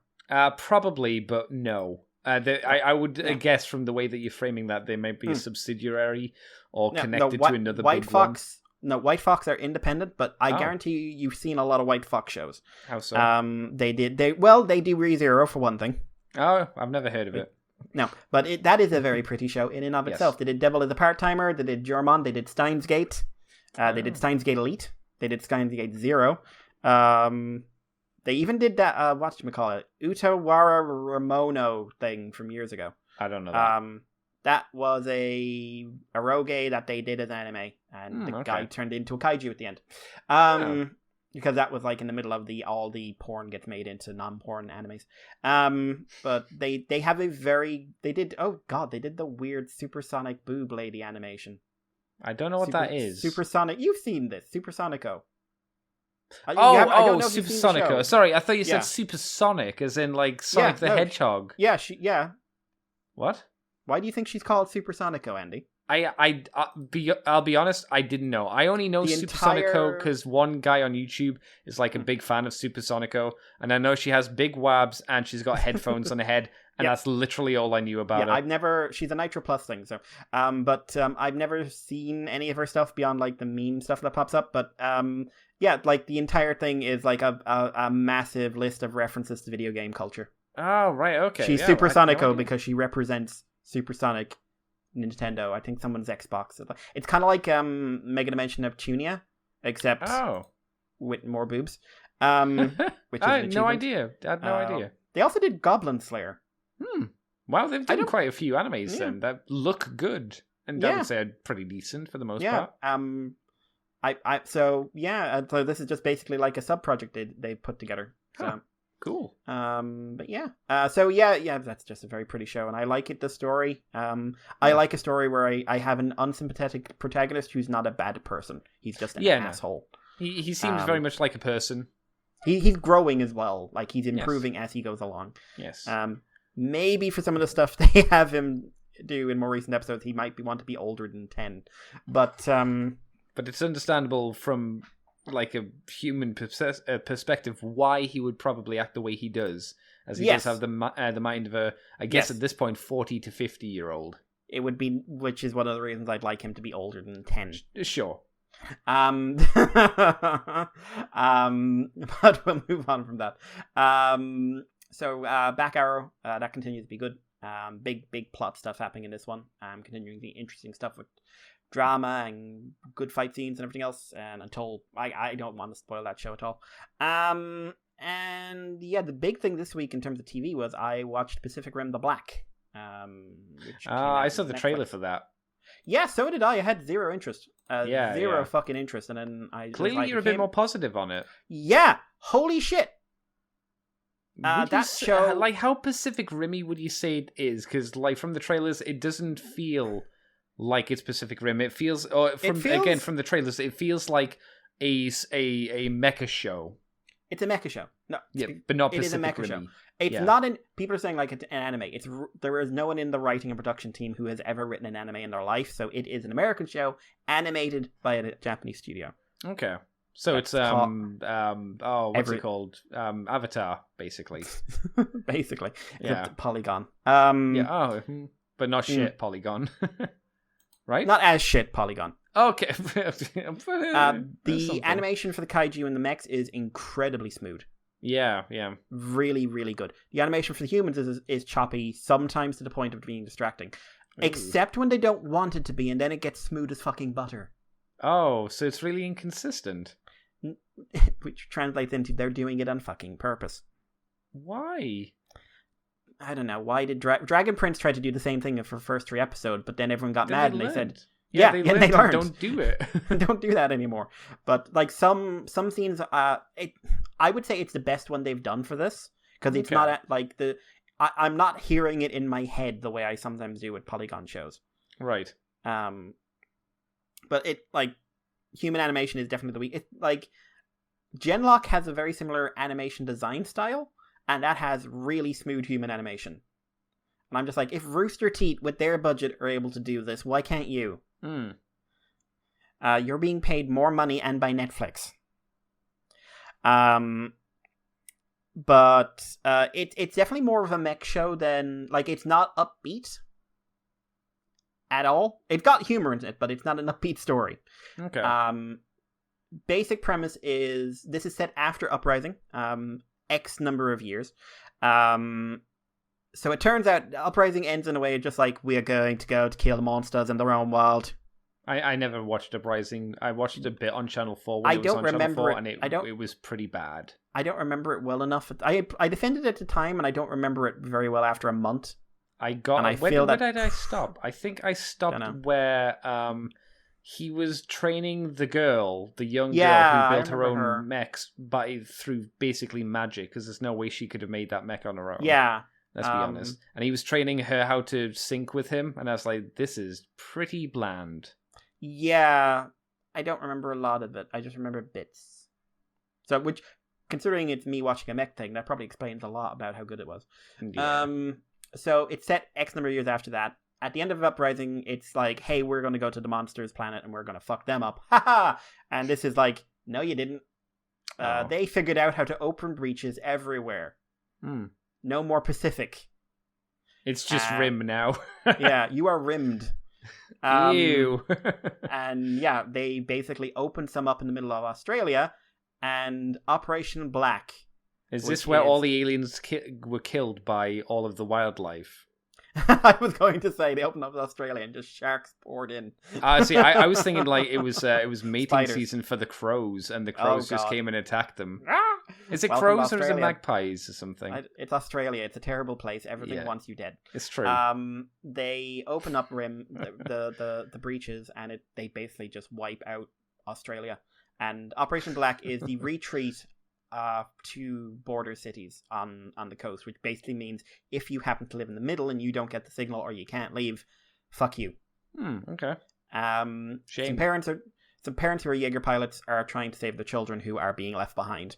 And they manage to get them and some other children to a plateau, which is supposed to have a base in it, but that seems to be missing.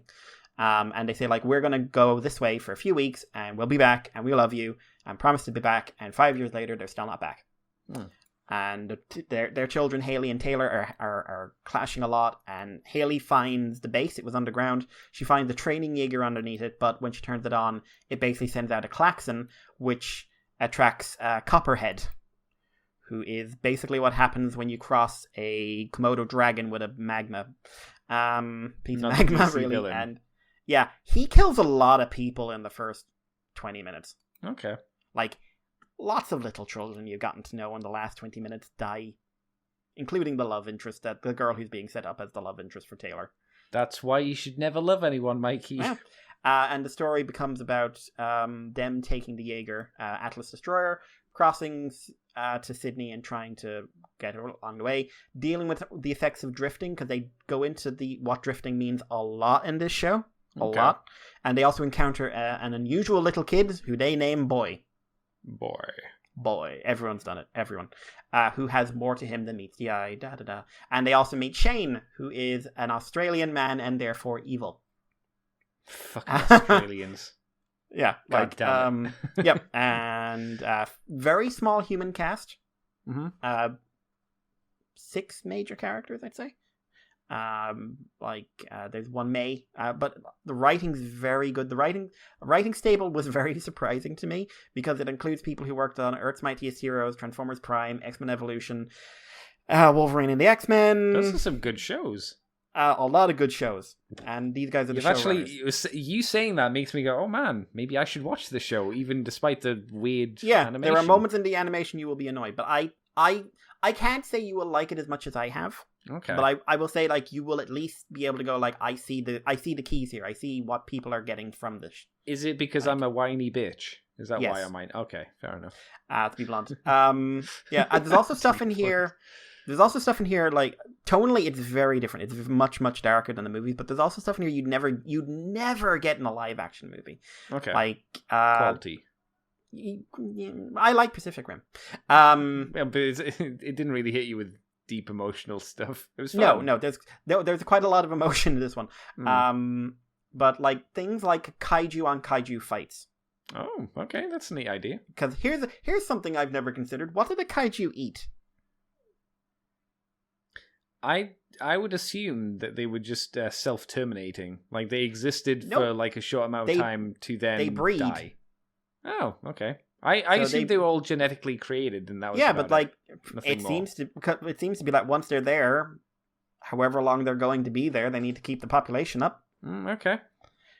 So what do they eat? If they can't, it turns out some of them eat each other. Yeah. So there are 2 major kaiju fights in this, 2 or 3. I'm like kaiju on kaiju fights. I won't spoil anything, they're quite plot based, but there's not as much action in this show as you'd think in terms of actual like fights. But there's also Loa, who's the AI for the Atlas Destroyer, who is fantastic. She is a sarcastic bitch, which is again something you wouldn't have gotten in the movies. She has one of the best lines in the show, and has a plot thing. The only negative I really have, apart from the animation, which is up and down, and I can't like it's polygon. It has all the negatives of polygon, but like there's a lot of day in this, like a lot of day shots in this, in normal lighting, without that polygon shadow filter they always use. You know the one, which means it also looks better than most polygon shows these days. But because I heard people comment on this on podcasts, and they're like, it's 7 episodes long, and it seems like a really weird place to end it. And I'd agree, and I would say it's really obvious. Excuse me, that this show got Netflixed. And for anyone who doesn't know, Netflix frequently, not every show, some shows actually put up a fight against this, but they will order a show and it will be produced for a 13 to 26 episode standard story length. And what Netflix will do, because what they want to do is to get as much binge watching as they can out of it, which means shows are binged most in the first week or 2 of their release. And then basically just fall to the wayside and people go looking for them, you know. So what they do is I don't know if they do this with live action. I don't want to watch enough of their live action live, so to speak. But with their animation, certainly, they will find the first episodes that look like they could be made into, say, a finale if you wanted it to be. Put a hard cut in there and then say that's season 1. When really it's part 1. Yeah. And that very much happens with this show. And I've seen people go like, oh, I really hope it gets to season 2. And I'm just like, season 2 was made at the same fucking time as this because it was not made as a season 2. Yes, what you really mean is you hope it gets a season 3. Yeah. Because like... it happens so much. It's so annoying. She-Ra did it. I saw really interesting... I officially learned that, like, because you and I had suspected it for years. Yeah. But Kipo, they came out and said that, yeah, we produced the 3 seasons you've seen. We produced them all as one show. And we were intending to get them all out in one batch, and then Netflix says they wanted to release it in batches. So they turned do you mean by that they turned a 3-season show into a 6-season show? They turned a 1-season show into a 3-season show. Oh, right, okay. So yeah, be aware Pacific Rim the Black has that element, but this is an adult animation in the actual sense. I found it emotional. I found it very well written. I found the action. I laughed where I was supposed to laugh. There's one scene where I like it, but the animation lets it down, which is I will just call it the dance scene. You'll know it when you get there. But I like the scene. I like what the scene is standing for, and I like how it ends. And I'm just like, just that choppy animation just hurts it. But I'm not going to flaw the entire show for the fact that they went with the wrong animation company. Like it ain't Berserk. Well, thank God. Nothing's God. Berserk though, thankfully. So yeah, Pacific Rim: The Black. I Actually, will probably that's a lie. watch There are shows that are bad as Berserk visually these days. X-Arm. Oh, Is that what it's called, X-Arm? I think it's called that. Oh, that trailer looked atrocious. Yeah, they've got better 2D animation in the same show with the 3D models. It's insane. But they're It doesn't so make any arbitrary. sense. They're so arbitrary about how they seem to use them. It's bizarre. It's so weird. Yeah. But yeah, I genuinely I recommend it. It is it's a mech fix for a mech fan. I'm very happy with that. It's a kaiju fix for a kaiju fan, and I just think it's a well done show. So yeah, that was my week really. Wow. Andy, all right. What about you? I haven't done too much as per usual. It's just been the usual week of doing stuff. I should have put out the Patreon show that you did, but I've been lazy. Bitch. So I haven't got around to that. I will get that out hopefully this week at some point. And I've been the only thing I've really been watching is Babylon 5. You know, for my bedtime watching. Season 1. Terrible show. You shouldn't watch it. Season 1 to be fair, season 1 is a bit rough. For obvious reasons, you know. It's season 1, but it's not bad. It's just some of the episodes you just kind of sit there sighing, "Oh, this is very generic, very 90s generic-y stuff." I am on season 2, luckily, so we've got Sheridan coming in and the start of the Shadow War, which is where the game picks up as Bruce Box Lightyear, however you say his name, really starts kicking in. It's good. Hey, it's still good. It's still entertaining. Though, man, those sets look really cheap. They look so... It's so sad to, watch Babylon 5 and be like... It's so obvious to my adult eyes how little budget they had compared to Star Trek. It's massive drop in terms of how much money they have. But, you focus on the story and enjoy that rather than how everything looks. There's been a couple of times where I've noticed. You remember how the doors in the infirmary looked? How they kind of closed in a diagonal way. There's been a number of times I've noticed the doors haven't fully closed in some shots, and you can see a gap through the door where it hasn't pushed all the way through, and you're like, "Ooh, no!" Then the next shot it's completely closed. It's like, okay, someone noticed that and pushed it fully shut at least. But unfortunately, that's about it, really. Nothing desperately interesting. I have been looking at Gundam kits to buy, but there are no Gundam kits to buy because they're all out of stock everywhere. So it's a lot of, I'll put it in a back order and we'll wait and see. And wait and see means months and months and months of nothing. Month. Pardon. Yeah, pretty much. So, yeah. I'm afraid I can't regale you with anything desperately fancy, I'm afraid. But Mr. Mikey, we do have a question or a message from Christoph Carlson, who goes on the Facebook page and says, well, since re-asking is okay because we weren't able to cover it last week, because he did send a message in last week. Glad to hear you are up to date on TMNT, Mikey. So can I ask your expert opinion on if N-show-V, I hope that makes sense to you, the Raptor... Oh yeah, have become anchovy. Okay, if you say he's so. He's from Bebop and Rocksteady Destroy Time, and basically they pick up a baby raptor and kind of adopt him, and now he wears a little jacket. Right. Although now he's not so little. But if in show V, the raptor, have become a mutant or not, and more importantly, am I the only one kind of confused by the latest cartoon news? ? As we're getting a Nickelodeon action comedy about a new breed of Transformers finding their way in the world, but also a Netflix show about the Botbots, who are also a new breed of Transformers that are really comical in design? ? What ? So, yeah, we all did kind of assume they were the same show until we were told different. Yeah, so two sides to the question, Mikey. First the TMNT one, and then talking about Botbots and the Transformers comedy show. Man, I don't think Anchovy's a mutant. He's not played as a mutant. He's just played as because there's Pepperoni as well, who is a baby dinosaur Raphael picked up in a different story, and he was now is like Raphael's pet because Raphael, for some reason, always has a pet. It's because he's an asshole, so he needs something to make him, to humanize him and not make him such a Well, I mean, he's having sex with the fox.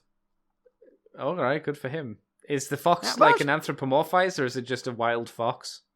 Oh no, it's believe me, if you know Turtles and someone says the fox, they all know who you're talking about. Oh, okay. Like, is it have you ever heard of Alapex? No. Yeah, so she's a comic character. She did show up in 2012 once, briefly. She was Tiger Claw's sister in that. Has Raph killed her with his giant turtle dong that reaches from the bottom of his shell to his head, basically? No, there was an issue where they did basically talk about, like, we don't seem very physically compatible. I'll kill you with my penis if we have sex. You have fur, I have a shell. Blah blah blah. Like, yeah. Also, Mona Lisa's hitting on Donatello half the time. Okay. Got really freaked out when she realized he was not a mutated person, but a mutated turtle. Oh. And also a samurai baby. Because he's actually the reincarnated spirit of a child who got murdered by a samurai clan. What? No, he's a turtle. He's a turtle that had goop pooped on him. Yeah, but he's also the reincarnation of a guy who was murdered by ninjas. No, it's actually really good. No, it's silly. No, it's very good. Like, basically, that's how they play it. Like, that's why Splinter is their father. They are the reincarnation of this family of foot ninjas who are Orokusaki murdered. It sounds like they're complicating the story. They made it more mystical. That had pooped on. Well, no, it's a lot more mystical. Like, the whole IDW thing has a lot more grounding in mysticism because, like, Orokusaki's 500 years old. Oh my god! And also is basically housing a dragon, and dating a fox god. What is it with fucking the turtle stories and having sex with foxes? What is it? I don't know, but there's actually quite a strong link between those two. The fox girlfriend and the fox god. They have a whole subplot. Does anybody call the fox a cat to annoy them? I don't remember. Does the cat ever say no wife, best friends? Yeah. Yeah. There's just the issue called Yabe. But so no, I don't think Anchovy's a mutant. I think he's just like an intelligent raptor, and I think Pepperoni, who's another type of dinosaur, is just an intelligent Protoceratops. How intelligent is he? Dr. Dinosaur level of intelligent? No, he's more. Well, no, he's hanging out with Bebop and Rocksteady. He's more like kind of like I'll do what I'm told, and I'm kind of a fucking moron. Okay, so he's competent to not dying. He's not a time traveling doctor. No, he does get the shit kicked out of him a lot. But, okay. Also, Bebop and Rocksteady in this are like they're a little bit more serious than they were before. They're still idiots, but they're more of a threat. Okay. Most recent stuff, they just introduced Toka and Razor as well, which are the movie guys from Team NT2, I believe. Mommy, Dad, that's a plot point too. Oh, that's nice. They're not nice. Oh, okay. Oh, I remember what they did to Slash. Oh, I liked Slash. They didn't. No, I really didn't. No one liked Slash in the end. Ah, poor Slash. But yeah, so Team NT. I would. What not about say part anchovies. 2 of the question then, Mikey? Which I think technically we've already asked. It was the difference or the idea between the Bot show and the Netflix. Well, we all kind comedy. of assumed they were the same thing at first until they said they were different. So I would imagine from what they said about the Bot show, it might be tailed towards a more younger audience, and the and the non-Netflix show will be tailed towards a slightly more older audience. Yeah, I think that one will be more Teen Titans Go, and maybe the Bots one will be more of like maybe a Muppets Babies might be a comparison. Yeah. This is obviously assuming, guessing. Like, the weird species of Transformers or something more like mini-cons than Bots. Yeah. But yeah. I can't say I'm excited for either, of course, but you know. Listen, we'll wait and see. Yeah, I'm not excited. It doesn't mean I'm not going to try it out, you know. Yeah. I have a question from the emails. Oh, shit. Okay. Rock and roll. Andreas Zindel strikes again. Hello, Andy. Hello. Andy with an I. The one that Mikey likes. Well, listen, Andy, it's not that I don't like you. It's just I would rather have an option. You'd rather push me into a volcano, if possible. Only to sacrifice you to my god. Akane is not a god yet. She's a god of a digital world. She's literally a god. Of a digital world. She made a world. She made a literal world, which was then made real by the power of shooting healing. Hell yeah. As weaponizing medicine. But yeah, so hello Moonbase 2 crew. Thanks to the podcast. I'm now watching Jobless Reincarnation and How Not to Summon a Demon Lord. They are fun, but remind me of Bastard, a manga from 1988, which has some isekai-like elements, despite the fact it's kind of more like a heavy metal D&D kind of thing. Basically, kind of like. I remember the name. I don't think I ever read it, but I definitely remember the name. I know the name. It kind of. I looked it up there when I saw this, and it's kind of from that era of like heavy metal, vaguely D&D inspired fantasy that was going around at the time. Does it look better than Queen's Blade? Or does it look exactly like Queen's Blade? What are you looking for from Queen's Blade? I don't. I think we all know what people who watch Queen's Blade are looking for from Queen's Blade. I don't know because it's a 1980s manga and it might be giving the same thing. Oh, okay, interesting. I'd have to watch it to read it. Fair enough. All right. So yeah, the question here is, what do you think about LEDs and its ugly stepchild light piping in toys? To me, LEDs don't provide any value. On the contrary, to make a toy worse, they add additional cost and complexity to engineering, more prone to breakage, more prone to leakage and stuff like that. If you don't apply additional treatment to areas that are illuminated to look dead when the LED is turned off, you need the right paint, you have ugly switches, blah, blah, blah. Want to enjoy my toys without having to fiddle with them for 5 minutes to turn the LEDs on. You have to take them off the shelf, mess with the pose, remove the cover, blah, blah, blah. I would love if toy companies could just stop including light-up features and put the budget into more paint apps, better engineering, or cheaper MSRP. On the other hand, maybe the inclusion of LEDs is dirt cheap nowadays, and companies like Flame Toys think of them as a cheap feature to justify their high price points, like how all the accessories in MP44 Prime box should justify its ridiculous asking price. You've gone after Flame Toys, mate. You're digging a hole here, but I'll finish. Would love to hear your thoughts on the topic, Andy? Me. LEDs and light piping. What are your thoughts? I like light piping because it's a very 90s feature, but it's not. I don't feel it's done super well at the moment. If it's at all. It's not really done at all, is it? No. There was a point where it was, and now it's just kind of been shunted to the side. I always liked light piping, though, mainly because that was the era of Transformers I came into. You know, the G1.5 Turbo Masters and the Predators had really good light piping, and then throughout the years, we've had some figures with okay light piping and some with garbage light piping. Some with light piping that then have painted eyes, so then you just kind of look at yourself in the mirror and say, why, why, no, why did you do this? Stupid. In terms of LEDs, I've never been like a massive fan. I totally agree that it does inflate the price, and it seems to only be included now as a collector's thing, collector feature. Grade. Collector grade stuff. It's weird because it seems like a superfluous feature that it's not as egregious as, say, Optimus Prime's trailer, but it feels like it's in the same category of like it's a feature that you probably interact with once and probably not much more after that. But I could be wrong, to each their own. But I much prefer the idea of using them or the idea of light up eyes and stuff as an add-on feature that you pay for, like you do with Gundam kits. Like you get a perfect grade. And if you want lights, you have to pay extra for the lights. But it's not like an essential thing. But I know some people really do like light piping. I'm definitely not one of them. Sorry, not light piping. They really like light up LEDs, but that's definitely not me. What about yourself?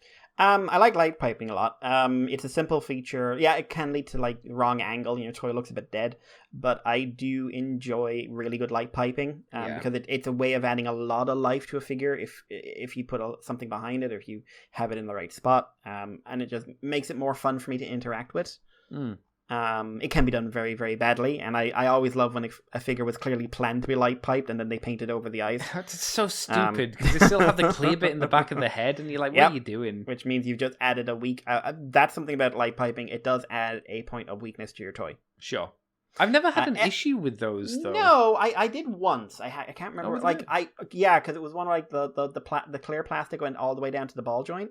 On the neck. Oh, that's fair enough then. I could see why it would be an issue there. I've never seen that happen. At least I can't remember what figure would have had that. The whole. I think it was Waspinator. Oh, because it's like when the whole back of the head is actually clear plastic. Yeah, that was the Generations one, wasn't it? Which had multiple issues with its like fragility, right? Yeah. LEDs are a weird one, right, for me, because I really like the idea of them.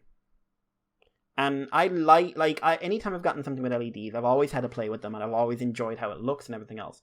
And I turn them off, and I'll think about them in 5 years' time when I forget whether or not I took the batteries out. Yeah, same. Which is weird, but I like how they look and everything else. I don't think they inflate the price dramatically anymore, I will say. I think one of the problems is they add a problem, especially if it's if it's LEDs in the head on its own or LEDs in this part of the body, that's fine. But if it's I know a Gypsy Danger, one of the Gypsy Danger, I think it's the Soul of Chogokin has this, where the LEDs are in her chest and then they run through the rest of the body, which means you're turning a head that's got a lot of LED pipes in it. Right, which is risky, shall we say. Yeah. And I know for a fact that some Soul of Chogokin Gypsy Dangers, there was a report of breakage. I think Flame Toys don't really have to justify their prices, because I just think they're reasonably well priced for what they are, to be completely honest. But the thing is, this I do know, collector markets love LEDs. Yeah. Especially in Japan, but this is a global thing. LEDs are really, really popular. So Flame Toys seems to include them from what I've gathered over the years, because they know it's a selling point. People like LEDs. Japanese collectors like turning off all their lights and turning on their toys. And it does look cool if you do it right. I would find it fun to light up a Megatron for 5 minutes, but unless I had a lighted stand, those I don't mind so much leaving on. One of those stands that has strobe lights or something like that, but I don't know.